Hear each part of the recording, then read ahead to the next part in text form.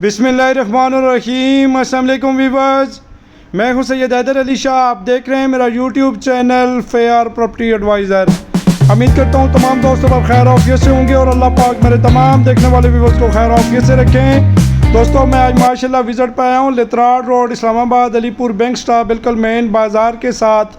तीन मरले 3 जुड़े हुए मकान हैं जो कि मार्केट में फॉर सेल हैं।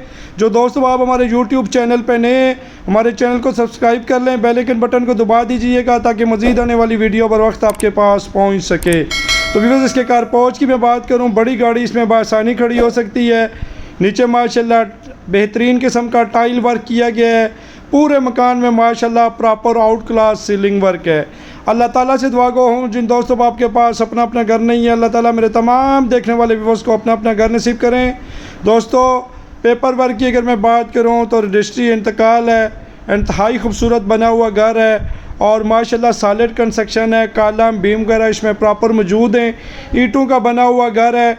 लेतराड road, Islamabad, Alipur bank stop से पैदल भी जाएं तो ये घर तकरीबन 4 से 5 मिनट की पैदल मुसाफत पर है।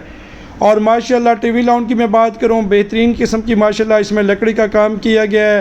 कबर्ड वगैरह बनी हुई है और ओपन किचन है, माशाल्लाह मुकम्मल तैयार है। साथ ही इसके माशाल्लाह 2 बेडरूम है। नीचे सेम उसी तरह अच्छी टाइल का इस्तेमाल किया गया है। बेहतरीन किस्म का सीलिंग वर्क है।